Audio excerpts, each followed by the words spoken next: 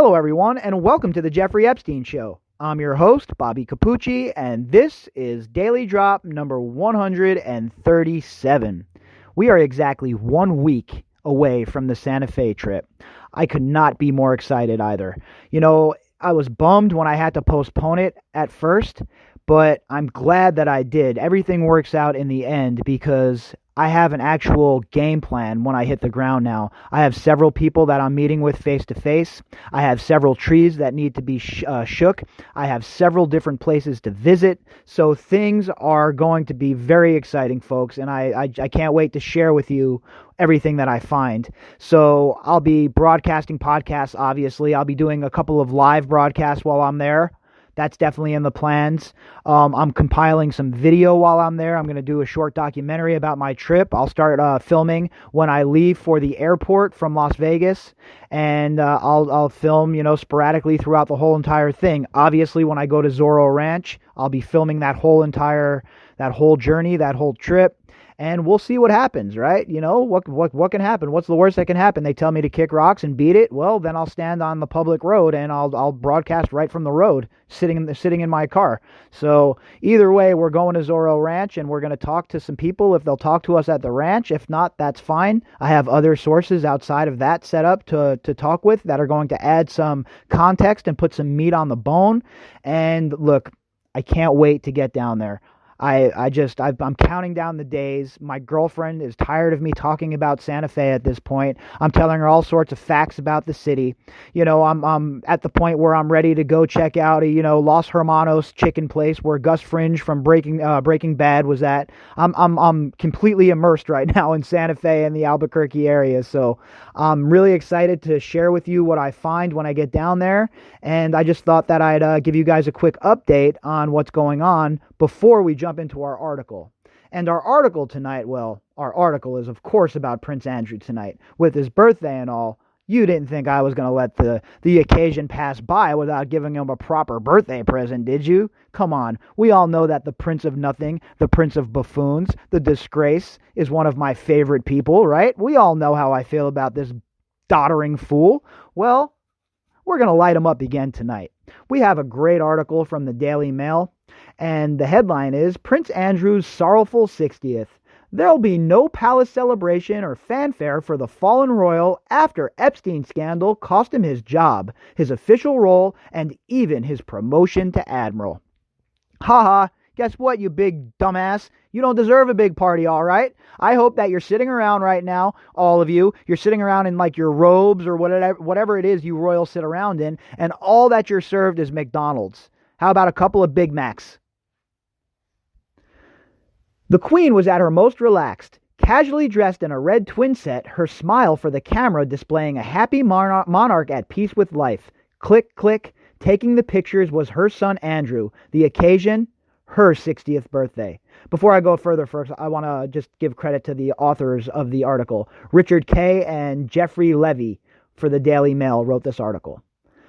He was 26. Friends recall him marveling at his mother and wondering what I'll be like at 60. Well, now we know. Yeah, we know exactly what you're like at 60. You're disgraced. You hang out with pedophiles. You hang out with rapists. You hang out with arms dealers. You hang out with crooked banksters. Yeah, we know exactly what you are, Prince Andrew. And if you could have taken a quick glimpse into the future, boy, I bet you would have been sweating. He was 26. Friends recall him marveling at his mother and wondering what I'll be like at 60. Now we know. There will be no easy smiles for the cameras as Prince Andrew reaches that milestone today. At 60, he should be approaching an age where he is seen as one of the royal family's elder statesmen, a prince of experience respected by the people, admired by the new generations of royals.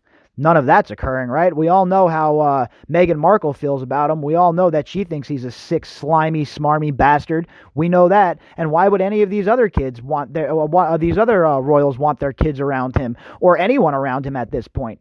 This guy is completely and utterly toxic, even to his own family.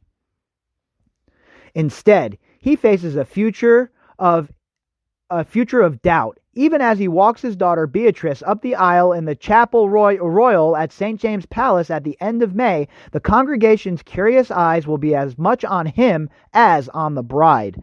He brought it all on himself. And to be honest with you, if I was his daughter, I might go to wherever her husband's from. I think Italy, maybe Italy, right? Yeah, I think Italy. Go to wherever her husband's from and have your wedding there. And maybe there'll be less paparazzi. I mean, I highly doubt it, but at least you're mitigating it a bit. And at least the royal, the people aren't on the hook for the price of the wedding. At the very least, come out of your own pocket and pay for this wedding. I mean, the people of England should not be on the hook for this kid's wedding at this point. I'm sorry. Nothing against her personally, but look, your pops is a scumbag. The people shouldn't be footing the bill. You should just have a regular wedding like everybody else. Come out to Las Vegas. They do weddings at the Tropicana Hotel for $99. We do not need to ask how it has come to this, how the Queen's favorite son has sacrificed the nation's respect. No, all you have to do is take a quick look at who he hangs out with and what sort of activities he's involved in. And, obviously, him hanging out with Epstein's horrible. Him enabling Epstein is horrible. But the worst part, and why he is such a target for me, and why I'm always continuously bashing this guy, is because he was named by Virginia Roberts as a direct abuser. And people that were directly abusing these young women are certainly the first people on my list to get eviscerated on this podcast and to be brought to everybody else's attention. Because I have zero empathy for a man like this. Zero empathy. It wasn't his love of women, but his love of money that brought him into the unsavory company of the multimillionaire Jeffrey Epstein, the pedophile Jeffrey Epstein, and with all those other people that we've talked about, those other oligarchs, etc., etc. It's all about money and the consolidation of power. I have to keep repeating myself about that. I feel like I'm beating a dead horse, but folks, it's that important. It is that important. It is the consolidation of power, and the money is how they're able to consolidate this power. So Prince Andrew had to get close to that. He had to be close to the power brokers. As he confessed so naively in the Newsnight interview that brought about his downfall, the most important aspect of his friendship with the American sex offender was his dinner parties that brought him close to important people. Just like I was just saying. It's all about status for these guys. They want to be seen in that light. They want to be seen as if they're power brokers so that they can consolidate more power, so that they can collect more power, so that when Prince Andrew walks into a room with one of these oligarchs, they say, oh, yeah, this is one of Epstein's guys. We know Epstein runs, he has a lot of money, blah, blah, blah, blah, blah, blah, blah. And they have a symbiotic, parasitic relationship, and they work off of each other. And it's disgusting, and it has to end. How different this anniversary should have been. A lover of military gold braid like all the royals, Andrew should have celebrated his birthday being decorated with the accoutrements of a full admiral. On his 55th birthday, he was raised merely to a vice admiral. Oh yeah, because the admirals who deserve that, they shouldn't feel anything about that, right? Because he's better than them, because he's a Windsor, because he's a royal. Aren't the Windsors usurpers as well? I know they're not Plantagenets. I know that for a fact. So what does that even mean? Why are these people treated like they're from William the Conqueror? They're not. Clearly, this further elevation could never have taken place with things being as they are, but he was allowed to let it be known that he had deferred the honor, which is in the gift of his mother. Please, he didn't defer shit, folks. He was told by Mom that this is the deal, or I'm going to get out the wooden spoon and I'm going to beat that ass. You're stepping down. You're stepping back. You're fired, bro. That's what's going on here. They're letting you save face by saying this just for the off chance that maybe you can weasel your way back into the public eye and back into the good graces. So they're giving you a little bit of an out by giving you the out of saying, oh, well, he deferred and he's stepping back of his own will and blah, blah, blah. Yeah, right. You're fired. You're an embarrassment to the royal family. You're an embarrassment to the human race. And you're just a complete and utter moron, Prince Andrew. You got me? You are a moron. Flags to mark his birthday would have been flying from public buildings to the length and breadth of the land. Now they will not. Though the bells of Westminster Abbey will ring to mark the occasion. And if you listen to the earlier episode today about George Mitchell and the church and their BS, you know that I'm none too happy with the church as well right now. So Westminster Abbey ringing the bells, yeah, they can get effed as well. Kick rocks. You're disgusting. You make me sick. I don't care that the Queen is in charge of the church. With that being the case, she should have went to them and said, look, you're not ringing the bells. This guy's going to have McDonald's dinner by himself in his tighty whities looking at pictures of Alan Dershowitz, all right? That's his birthday. But no. He still gets treated good. He's still having a party on grounds wherever he lives. I'm sure the food's going to be brought in by top-notch chefs. But the one thing he doesn't have anymore, folks, the one thing, and we can all be grateful for this, he does not have that status anymore, and that is killing him. That is like taking the cell phone from a 14-year-old girl. It is bad news, folks. Bad news. Just imagine the look on his face at the birthday party the Queen was to have given him at Buckingham Palace as guests raised their glasses to his good health. There will be a celebration, but nothing on the scale originally planned. Instead of Buckingham Palace, there is a family dinner at Royal Lodge, his home in Windsor Great Park, for about a dozen, while a group of friends have said they want to organize something too. And I don't know if this article is going to go into it because obviously I don't read the Daily Drop articles before I read them with you. But his mom isn't even going to the celebration, and neither is his brother or anyone else in his family besides his daughters. So that tells you right there where he's at and what his standing is in the royal family right now. But it is one thing to lay on an event and quite another to find sufficient number of guests to attend it. Shakespeare's diary in the mail yesterday revealed that additional invitations had to be sent out for the Royal Lodge dinner after a number of guests discovered they were unavailable. Wow. And it's certainly a fall from grace here, folks. We know that ABC News killed the Amy Robach story so they could have access to these royals, to people like Andrew.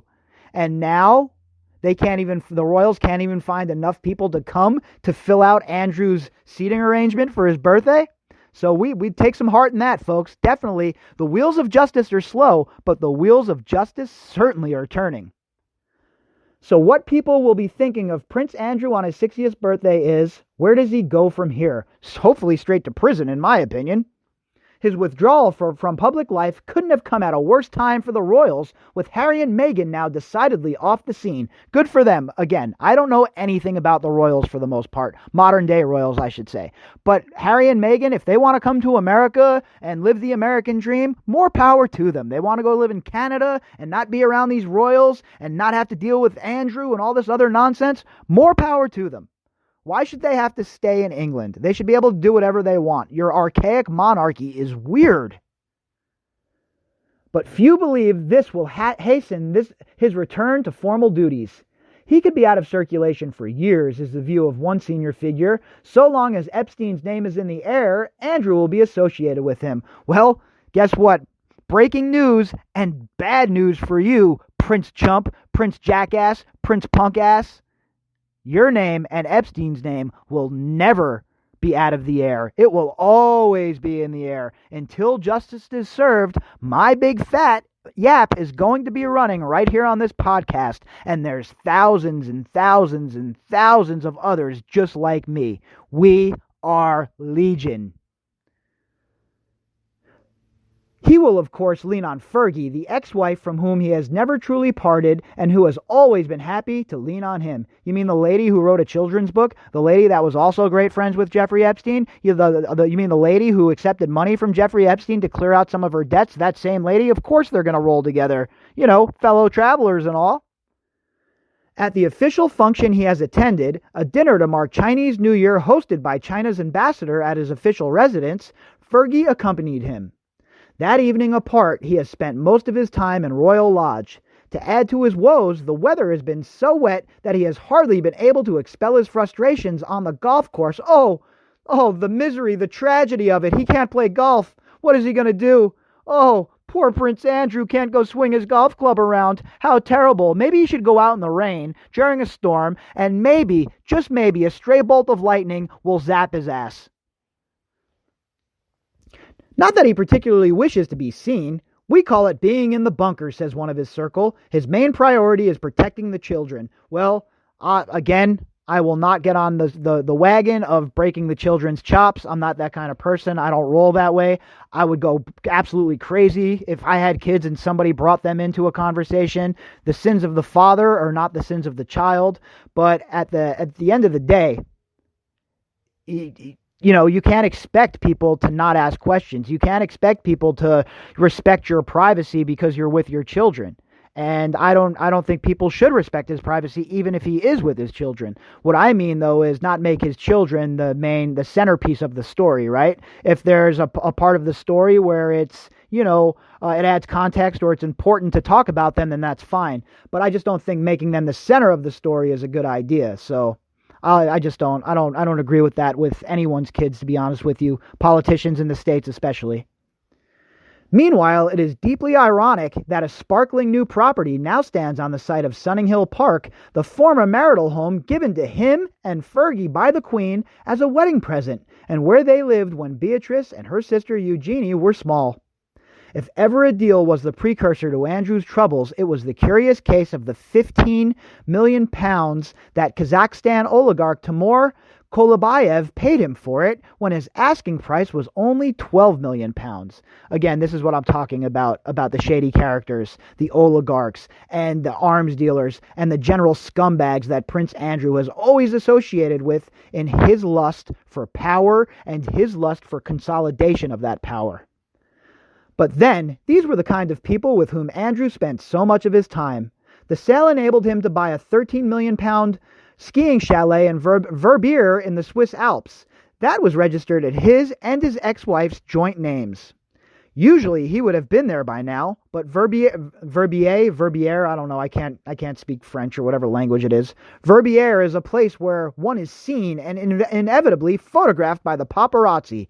He does not want that again. His public image meant a lot to him, right? He was always trying to, massage his public image. He was always trying to make sure that he was rolling in circles with people that were powerful, be it Epstein or oligarchs or anyone else. Meanwhile, this idiot is the Prince of England. They should be begging to hang out with him. He should be choosing his circle. He can hang out with anybody he wants in the whole entire world, pretty much, folks. And these are the scumbags he chooses to hang around with. All right? He chooses to do this. Andrew is very bruised by what has happened, so it's not surprising if he's become rather withdrawn, says one of his old friends. Oh, boo effing who. He's bruised? How do you think Virginia Roberts feels? Right after they just said that in the article, oh, he's real bruised. You scroll down another couple inches, and there's the picture of him smiling with his arm around Virginia Roberts. But I'm supposed to be worried about him being bruised? Yeah, sorry, that'll never happen. One place from which he has not withdrawn is Buckingham Palace. He is the only one of the Queen's children who still has an apartment as well as an office at Buck House and has been there frequently. Why does it not shock me that he still lives at his mom's house? This guy totally comes off like that, right? The kind of guy that has to live at Mummy's house. Where else is he going to live? He can't function on his own, right? He can't afford a staff anymore, so you have to go back and live with your mom. The millennial nightmare. But like his diary, his office is now empty, the staff gone, including Amanda Thirsk, the devoted private secretary who is said to have played a decisive role in convincing him that doing the Emily Maitlis interview was a good idea. I'm convinced she was a plant, folks. Was Thirsk a plant? Did somebody stick her in there when he wasn't paying attention and they were like, look, give him some bad advice, so let's get him on the record? Because that's the only explanation for this. She can't possibly have thought that this would be a good idea. I don't know Prince Andrew personally, but just from hearing him talk a few times and reading about him, I know he's an absolute moron. Why in the hell would this lady, Amanda Thirsk, think that she was going to put him in a seat across from a seasoned investigator like Emily Maitlis and not watch him self-destruct? Unless, of course, that was her goal. Who knows? There might be some royal intrigue going on. Oh, some royal intrigue, perhaps. Of course, I'm just kidding, folks. I don't know what the hell the deal is. And it probably was just a very poor calculation on her part. And she thought that Prince Andrew could do a better job than he did. But more fun to say that there's some palace intrigue involved, maybe, right? She is now running Pitch at Palace, Andrew's Dragon's Den style project, which connects startup firms, mainly in the technology sector, with investors. She is doing it without the man who dreamed it up, Andrew.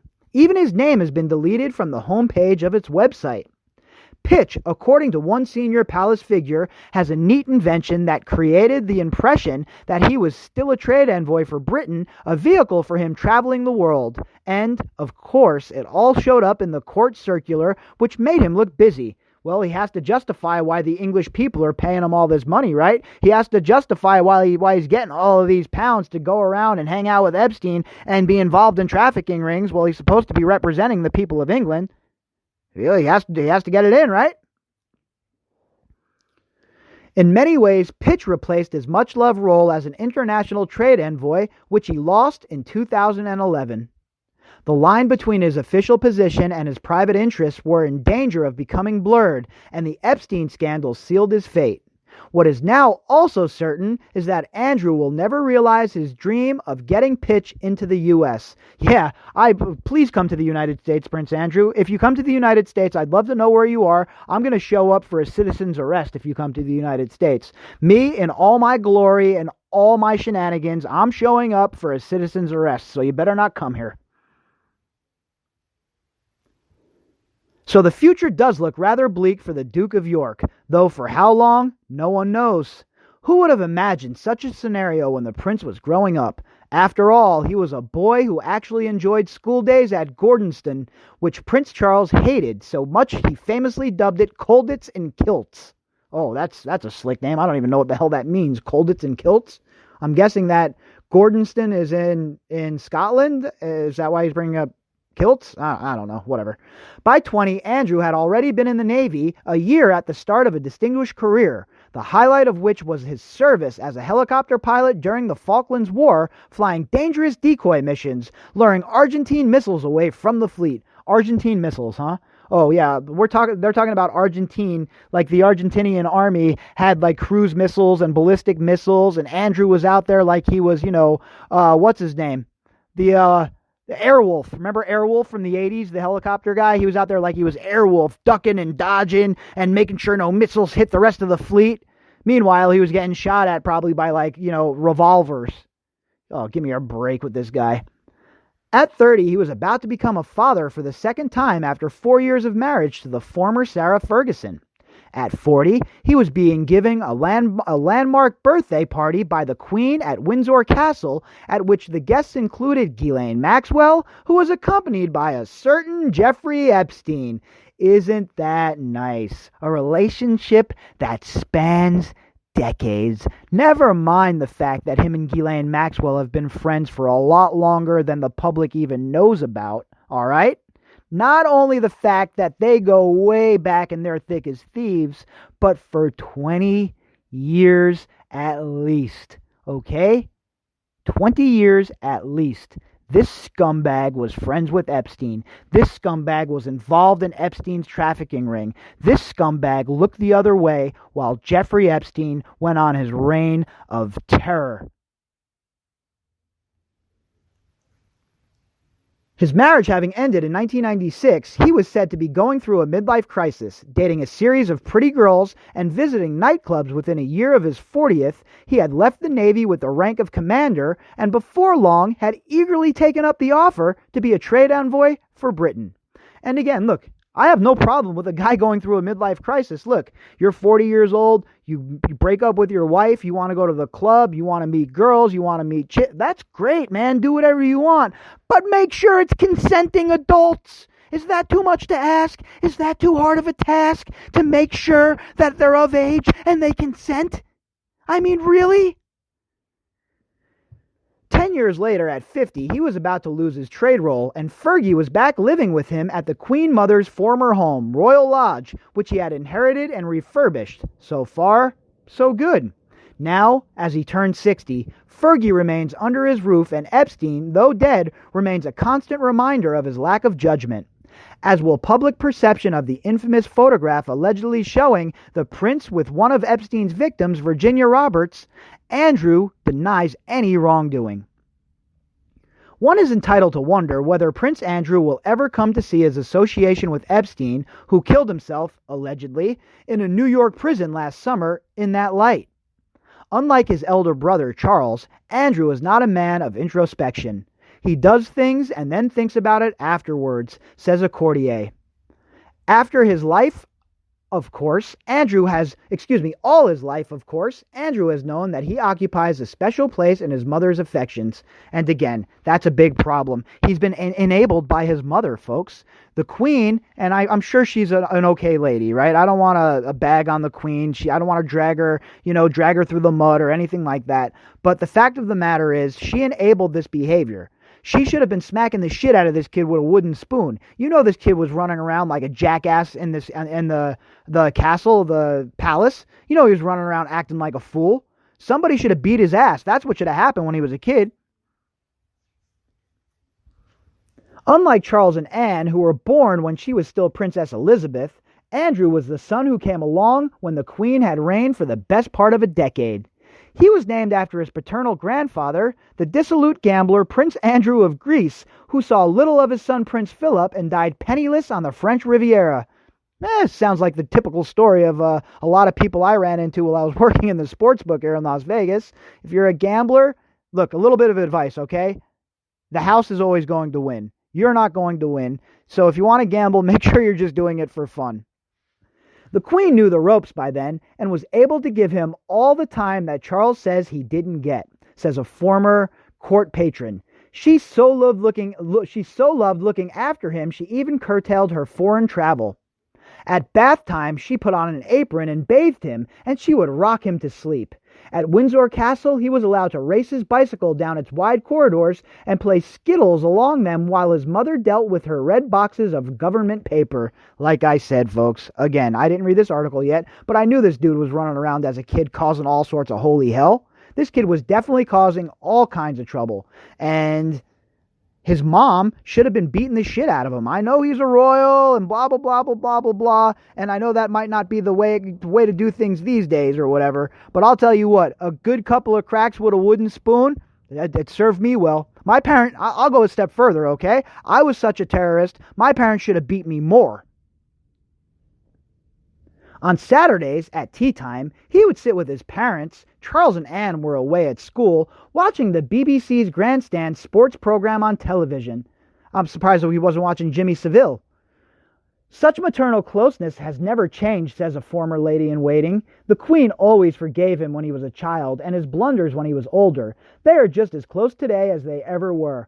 Again, look, folks, I don't want to really rip on a 94-year-old lady or a 93-year-old lady, but come on, she has to do better. I don't care if it's your son. If I had a child who was accused of what Prince Andrew is accused of, and my child didn't come forward, I would be dragging let me stop right there and just tell you what would happen. I would drag my kid to the FBI station by their ear, in typical Italian fashion, by their ear, down the street, even if they were a grown man. All right? You are not embarrassing me or my family. You're going to do the right thing. Give me that ear. All of which explains what one friend describes as Andrew's despair at what he has inflicted on his mother.